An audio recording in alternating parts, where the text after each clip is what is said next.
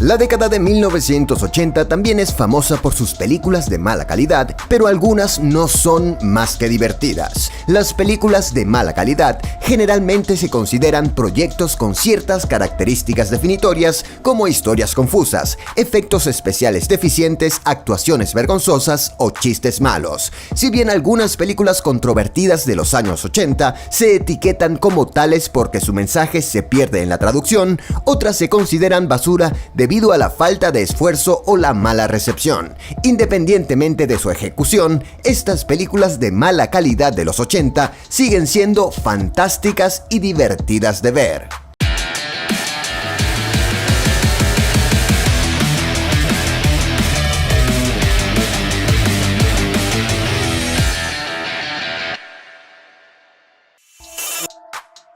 La película de Brian De Palma, Doble de Cuerpo, es una locura y a primera vista parece más un título de juego enloquecido por el sexo que cualquier otra cosa. Greg Wasson ofrece una actuación decente como el actor Jake Scully, pero sus diversas interacciones con Melanie Griffith como Holly Body son a menudo tan vergonzosas que es difícil no encontrarlas hilarantes. La historia de Body Double es ridículamente exagerada y parece bastante poco realista, pero esto aumenta su encanto en general y crea algunos momentos divertidos y desconcertantes. Los giros argumentales de la película son estúpidamente absurdos. Se siente como si cada personaje fuera secretamente otra persona y la revelación de la máscara de Sam en el clímax de la película es realmente ridícula.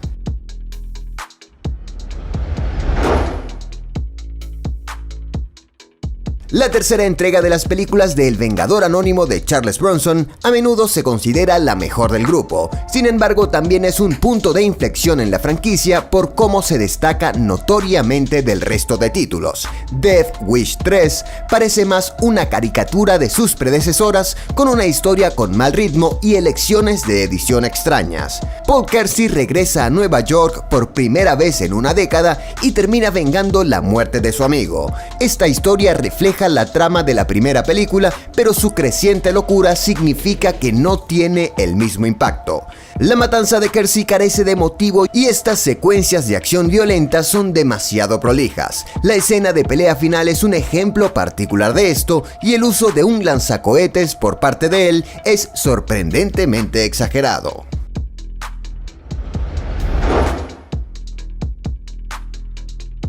Infierno en el Pueblo es una gran película de ciencia ficción cursi de los años 80 para ver con amigos y resume brillantemente el tono de la época. La película post-apocalíptica se centra en el personaje Sam Hell, que es nada menos que errático en todo momento.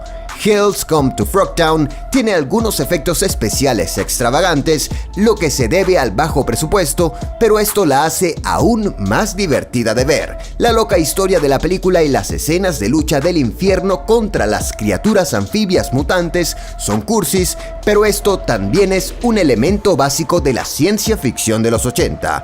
Infierno en el Pueblo es básicamente una copia salvaje de Mad Max, pero no cumple con los mismos estándares cuando se trata de acción. Las batallas del infierno contra ranas humanoides son abundantes, pero también mediocres. Además, las frases ingeniosas y las insinuaciones vergonzosas son tan dolorosas que cierran el círculo y terminan siendo increíblemente cómicas. Sin embargo, la mala calidad de la película juega en su favor y sorprende al público volviéndose más ridícula y cursi con cada minuto que pasa durante su tiempo de ejecución.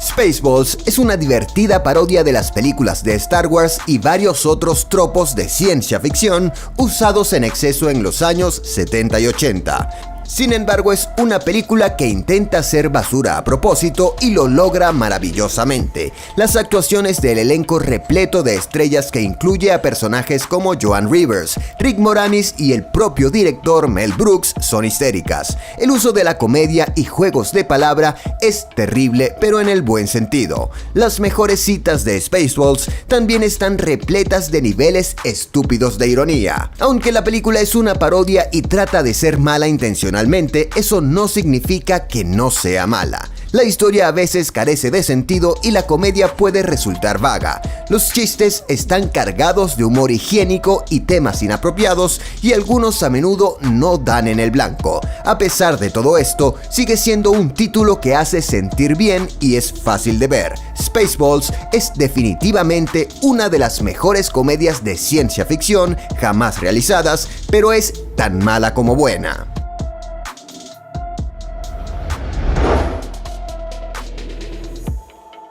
La premisa de Robots Asesinos es simple, pero la toma de un centro comercial local por parte del robot de seguridad es aún más loca de lo esperado. El título de juego de palabras por sí solo es suficiente para sugerir que la película es mala, pero el estilo de humor y los efectos especiales lo confirman aún más.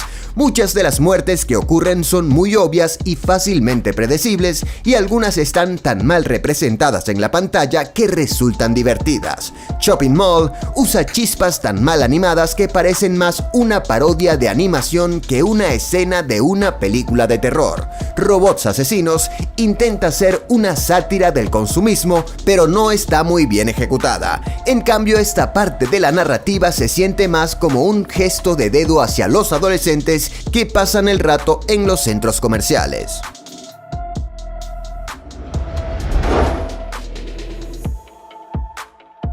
La excelente aventura de Bill y Ted sigue siendo una visita agradable, incluso si muchas cosas sobre la película no se sostienen hoy.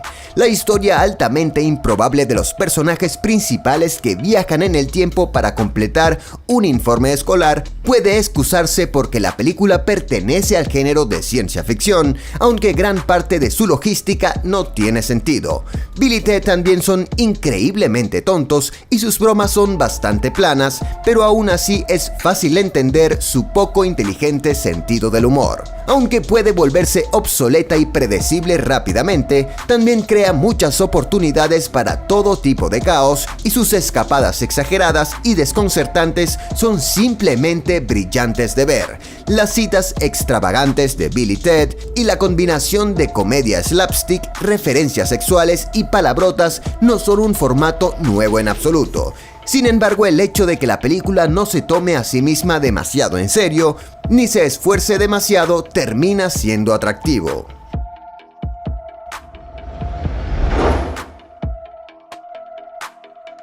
Roadhouse es una película de acción en la que la violencia a menudo se ve eclipsada por lo cursi. La película utiliza un montón de tropos de los años 80 y se basa en temas sexuales, pero aún así ofrece una historia fascinante en general sobre un portero heroico en una lucha contra la corrupción. Patrick Swayze resuma masculinidad estereotipada de principio a fin como James Dalton, lo que le valió una nominación al Golden Raspberry como peor actor. Por cursi que sea, la historia de Roadhouse sigue siendo divertida. Las salvajes escenas de lucha de Patrick Swayze y la vergonzosa personalidad de Dalton son demasiado a veces, pero la absoluta ridiculez de su frecuencia significa que no hay tiempo para aburrirse. Además, la banda sonora estelar de la película es suficiente para distraer a los espectadores de centrarse demasiado en sus momentos incómodos.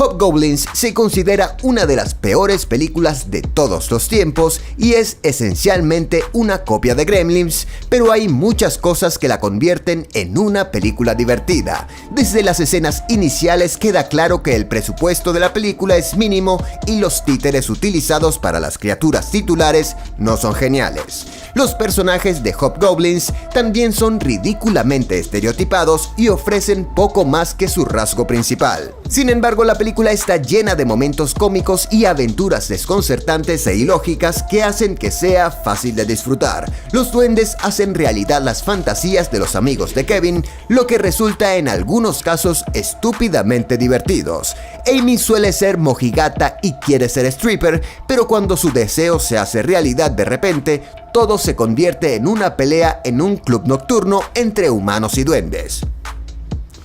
Los saltos abruptos entre eventos son escandalosamente irreales y cada evento es más errático que el anterior, pero esto crea una observación hilarante.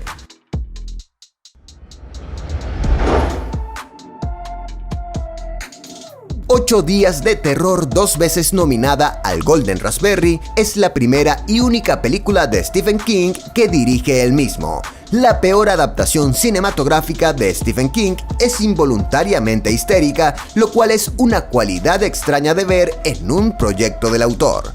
Las películas de King suelen ser oscuras y profundamente serias, pero Maximum Overdrive es cursi y no da tanto miedo como debería ser en realidad. Si bien se supone que la historia sobre las máquinas que toman el control infunde miedo en el público, se siente más como una parodia sangrienta de una película para niños. Sin embargo, al suspender la incredulidad, la película es digna de ver. Si los espectadores ignoran los agujeros de la trama, la película es agradable. Aunque King no está contento con su ejecución, sigue siendo una película divertida. Las escenas de destrucción y conmoción son salvajes y los personajes ridículos, pero la historia tiene sentido y es fácil de seguir. King afirma que sus elecciones direccionales se deben a la influencia de las drogas, por lo que tiene sentido que sea tan explosiva.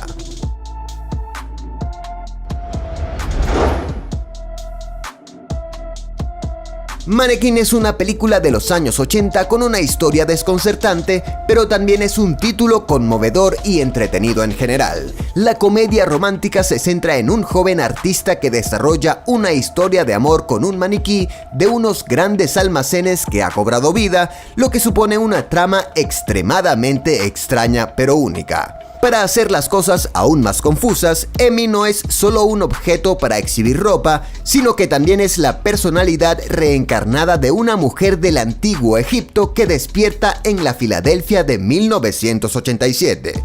Los intentos de Jonathan de mantener a Emi en secreto son demasiado extremos, especialmente porque ella puede cobrar vida bajo su mirada y nadie más, pero eso también alimenta su amor. Maniquí carece de mucha lógica, pero es alegre y cálida, por lo que es fácil pasar por alto los agujeros de la trama. La banda sonora de la película es asombrosa y la canción principal le valió a Mannequin una nominación al premio de la Academia a la mejor canción original. La película se esfuerza por ser sentimental hasta el punto de que es un poco cursi, pero para una comedia romántica no es tan enfermiza como para desanimar a los espectadores. Los años 90 fueron una década mágica para el cine. Vivimos el auge de los efectos prácticos, el nacimiento del CGI y una fiebre creativa que llevó a los estudios a probar absolutamente todo. Pero entre tantas apuestas arriesgadas también nacieron auténticos desastres, películas tan torpes, tan ridículas o tan fuera de control que con el tiempo se ganaron un lugar especial en nuestros corazones, porque a veces lo imperfecto también se vuelve inolvidable. Hoy repasamos 10 películas de los 90 tan malas que terminaron siendo geniales. En el puesto número 10, el Caballero Oscuro vuelve, con pezones en el traje y frases tan congeladas como su villano. Batman y Robin es la cuarta entrega del Batman noventero, esta vez con George Clooney bajo la máscara, Chris O'Donnell como Robin, Uma Thurman como Poison Ivy y Arnold Schwarzenegger decidido a dejar helado a medio Gotham.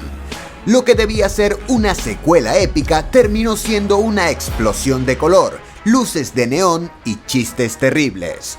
Con el paso del tiempo, su estética camp y su falta total de seriedad la convirtieron en un clásico involuntario. Es tan mala, tan exagerada y tan fascinantemente ridícula que verla hoy es como asistir a una fiesta visual de puro exceso noventero. En el puesto número 9, un grupo de soldados, un dictador loco y una misión imposible que nadie pidió. Street Fighter intentó adaptar el videojuego más popular del momento con Jean-Claude Van Damme como Guile y Raúl Juliá como el villano Bison. Entre decorados absurdos y peleas mal coreografiadas, la película se convirtió en un espectáculo de pura confusión. Sin embargo, es imposible no disfrutarla. Cada línea de diálogo suena como una broma interna, cada actuación parece de otra dimensión y la entrega de Raúl Juliá en su último papel la elevó a un nivel de culto. Es cine que fracasa con tanto entusiasmo que termina ganándose nuestro respeto. En el puesto número 8, una araña mecánica gigante, un western con gadgets y un Will Smith que rechazó The Matrix por esto. Wild Wild West fue una de las apuestas más caras de la década, combinando acción, comedia y ciencia ficción del viejo oeste sin que nada encajara del todo. Aún así, si logras desconectarte del sentido común, es una locura entretenidísima. Su humor forzado, sus efectos desfasados y la química imposible entre los protagonistas la hacen única en su desastre. Hoy se disfruta como una cápsula del tiempo, el tipo de película que solo pudo existir en los 90 cuando nadie tenía miedo de pasarse de la raya. En el puesto número 7, un ejército de patos alienígenas, un científico desquiciado y un villano que parece salido de un cómic que nadie pidió. Howard the Duck fue una adaptación temprana de Marvel y también una de sus peores ideas. Con un pato parlante animatrónico y humor que no sabías si era para niños o adultos, el resultado fue tan extraño como fascinante.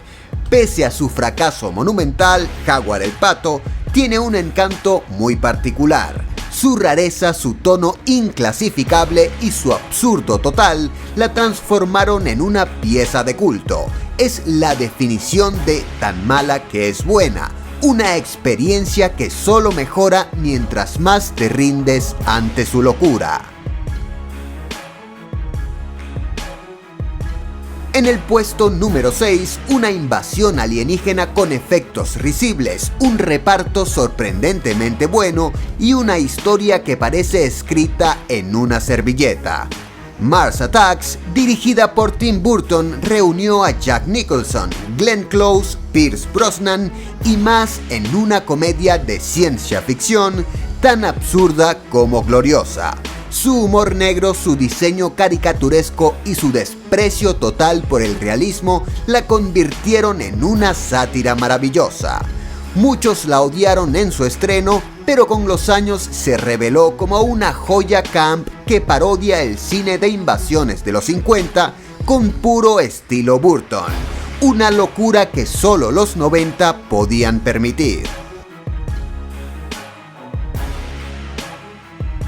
En el puesto número 5, una heroína rebelde, un mundo posapocalíptico lleno de colores fluorescentes y una estética punk que no sabías que necesitabas. Tank Girl sigue las aventuras de Rebecca, interpretada por Lori Petty, mientras lucha contra corporaciones malvadas con un humor desbordante y surrealista. Aunque su narrativa es caótica y algunas escenas son directamente incomprensibles, la película tiene un encanto imposible de ignorar. Su estilo visual extremo y su irreverencia total la convirtieron en un ícono de culto, una película que es más disfrutable cuanto más te dejas llevar por su locura absoluta.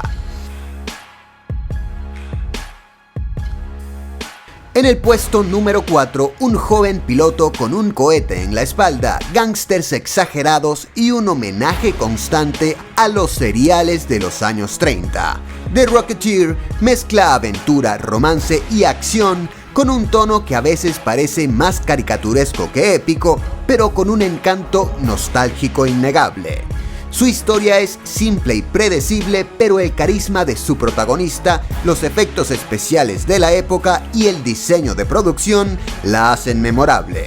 Es uno de esos casos donde lo ingenuo y lo exagerado se combinan para crear una experiencia que, aunque no perfecta, es tremendamente divertida y entrañable. En el puesto número 3, una familia se muda a un pueblo tranquilo que resulta ser habitado por trolls vegetarianos con un hambre insaciable. Troll 2 es famosa por su guión absurdo, actuaciones exageradas y situaciones tan ridículas que rozan lo surreal, convirtiéndola en la definición de cine tan malo que es bueno. Aunque fue un fracaso total en su estreno, con los años se ha convertido en una película de culto. Cada línea de diálogo inintencionalmente graciosa, cada efecto barato y cada giro ilógico contribuyen a una experiencia hilarante. Ver Troll 2 es sumergirse en un festival de caos y diversión donde el desastre es exactamente lo que la hace inolvidable. En el puesto número 2, más colores, más gadgets y un Batman que sonríe demasiado.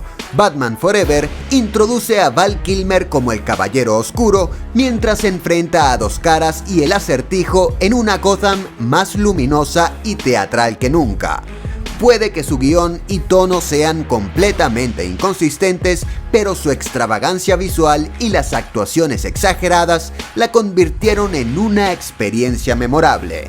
Es una de esas películas que, aunque criticadas por la mayoría, logran divertir por su exceso, su estilo pop y su camp absoluto. En el puesto número 1, un espectáculo de neón, dramas escandalosos y actuaciones tan exageradas que rozan lo surreal. Showgirls sigue a Nomi Malone en su ascenso en el mundo del entretenimiento de Las Vegas, con giros melodramáticos y escenas que parecen inventadas solo para provocar reacción. La película es ampliamente criticada por su mala ejecución, pero eso mismo la hizo legendaria. Cada línea de diálogo, cada gesto sobreactuado y cada escena delirante contribuyen a una experiencia tan mala que es imposible apartar la mirada. Showgirls no es solo un desastre icónico, es la definición perfecta de tan mala que es buena.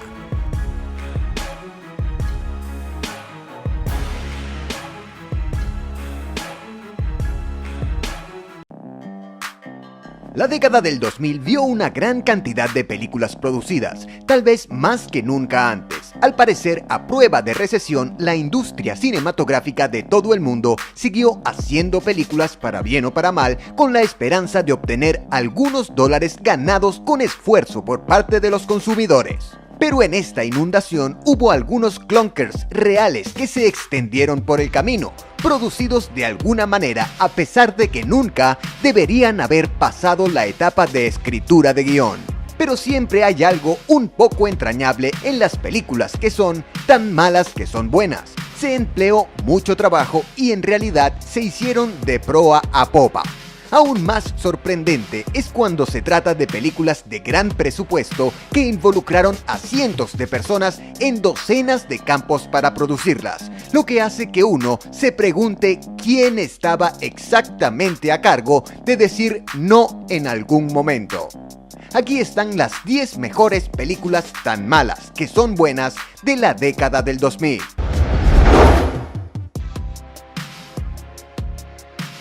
Escrita y dirigida por James Nguyen, un entusiasta del cine sin entrenamiento formal inspirado en las películas de Alfred Hitchcock, Birdemic Shock and Terror es una extraña película de terror romántica, donde la primera mitad de la película se centra en dos pizarras en blanco de seres humanos que se enamoran de manera poco convincente, y la segunda mitad se convierte en una película de supervivencia de terror cuando, inexplicablemente, todas las aves del mundo comienzan a atacar violentamente a las personas.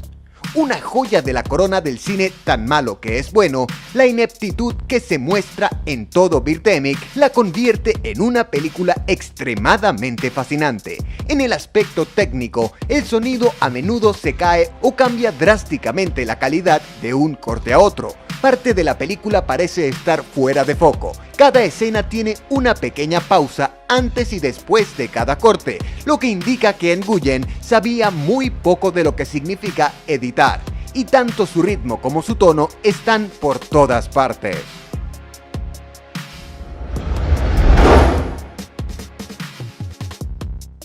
M. Night Shyamalan es un director cuya carrera comenzó en la cima y desde entonces ha estado bajando. Después del éxito masivo del Sexto Sentido y Unbreakable, este director de realismo mágico comenzó a producir películas cada vez con menos éxito. En un intento por recuperar su posición anterior como maestro del suspenso, Shyamalan hizo The Happening del 2008, su primera película clasificada como R.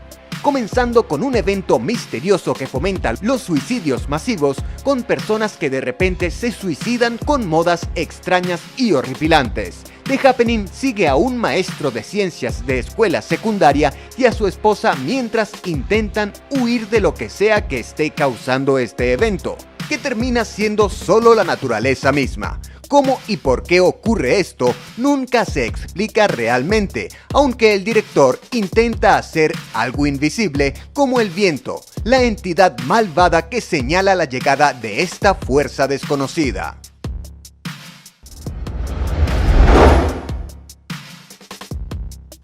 La narrativa, que salta en el espacio y el tiempo desde 1500 hasta la actualidad, detalla cómo se utiliza una raza de serpientes gigantes mágicas para dominar al mundo, pero para el sacrificio heroico de un guerrero que renace en la actualidad para luchar con estas criaturas una vez más.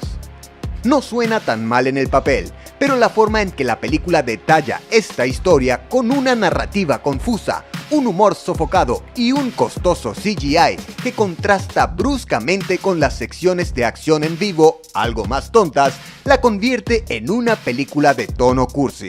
Y posiblemente la película de culto más cara jamás realizada, con un presupuesto de 99 millones. Si bien fue un gran éxito en Corea del Sur, las audiencias fuera del país estaban confundidas por gran parte de su contenido. Esto tiene sentido considerando que está basada en la mitología coreana y profundamente inmersa en el nacionalismo.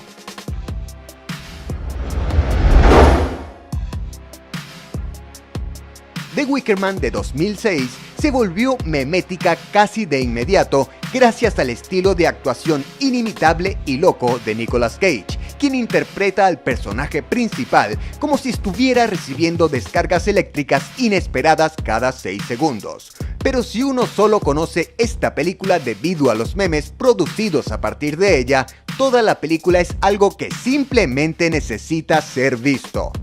Una nueva versión del clásico de 1973, The Wicker Man del 2006, sigue el intento de un sheriff deprimido que recibe un misterioso comunicado de una vieja novia sobre su hija desaparecida, que se sugiere que también sea la hija del personaje de Cage.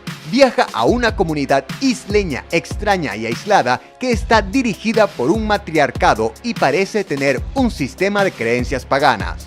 Allí, el personaje de Cage intenta investigar mientras se ve obstaculizado a cada paso por la población local, cada vez más antagónica, antes de encontrarse parte de un sacrificio ritual.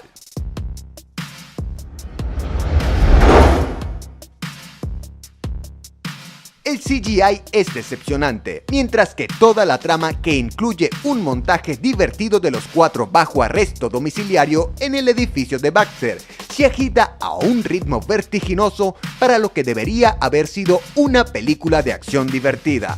El resultado es una película que es agradable por todas las razones equivocadas. Es un error de cálculo tras otro, obstaculizado aún más por el diálogo cursi y las situaciones sin realmente convertirse en una película coherente. Sin inmutarse por la película original decepcionante, se produjo una secuela con la esperanza de crear una franquicia, Fantastic Four: Rise of the Silver Surfer del 2007, que es simplemente igual de triste.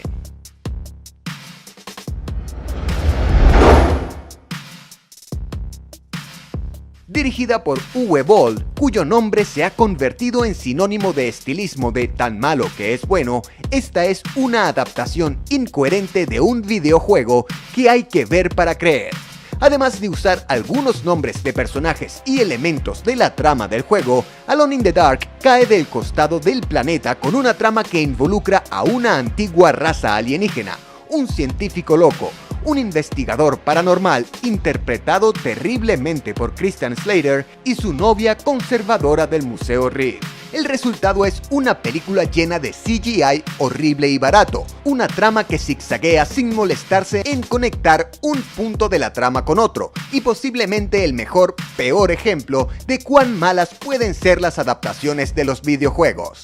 Es ridículamente terrible y vale la pena el tiempo de los fanáticos de las películas abismales.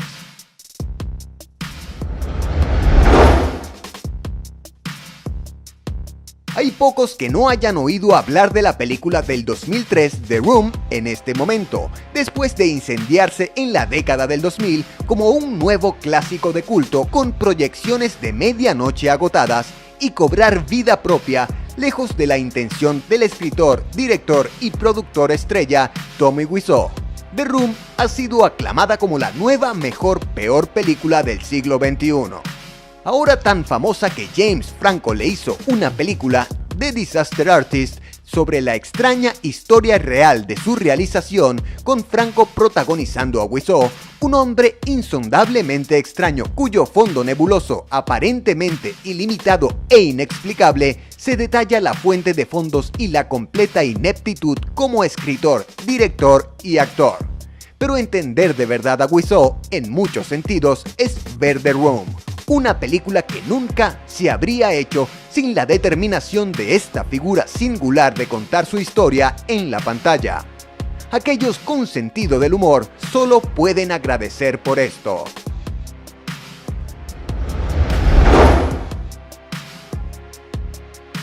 Britney Spears fue uno de los artistas más grandes del mundo en un momento dado, dominando las listas de música y siendo una de las figuras más icónicas y reconocibles de la cultura pop. Entonces tenía sentido para ella protagonizar su propia película durante este tiempo. Sin embargo, es difícil discernir por qué el guión de Crossroads fue elegido para su debut en el cine. Para empezar, es en gran medida un drama directo con algunas actuaciones en buena medida. La película en sí tiene algunas dramatizaciones a nivel de película de Lifetime TV, que involucran el embarazo adolescente, violación y aborto espontáneo. Sin embargo, todo le sucede a un personaje que obviamente no es Britney Spears. También es una película continuamente vergonzosa para ver, principalmente por sus actuaciones apenas coherentes, pero también por su guión, que presenta un diálogo torpe, situaciones y escenarios forzados, y un aire general de inutilidad.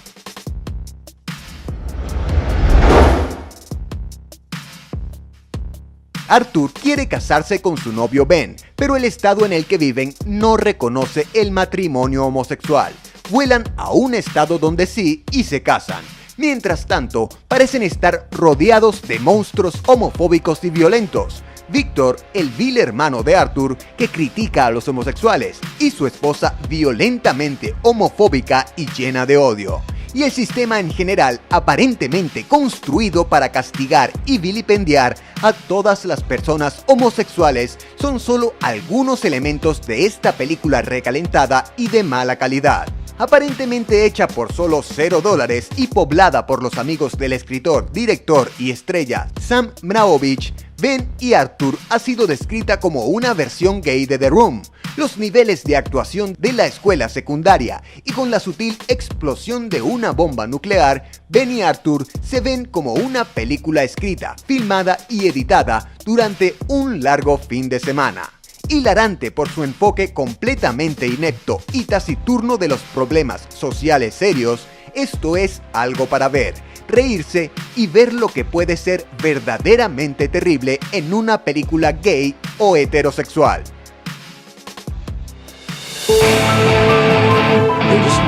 En esta era de avances técnicos podemos producir lo que puede pasar fácilmente.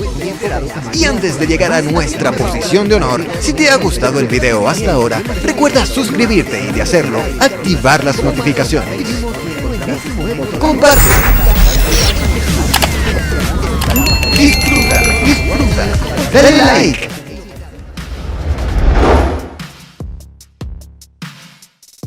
Qué deliciosa pesadilla es esta película. Es completamente una locura, por supuesto, pero disfrutemos una vez más en esta sinfonía de locura. Esta deliciosa pieza que parece haber existido como el cebo definitivo. En lugar de un resumen, se recomienda encarecidamente que uno vea esta película de ciencia ficción, digna de horror en su tiempo libre. Es una especie de obra maestra rota.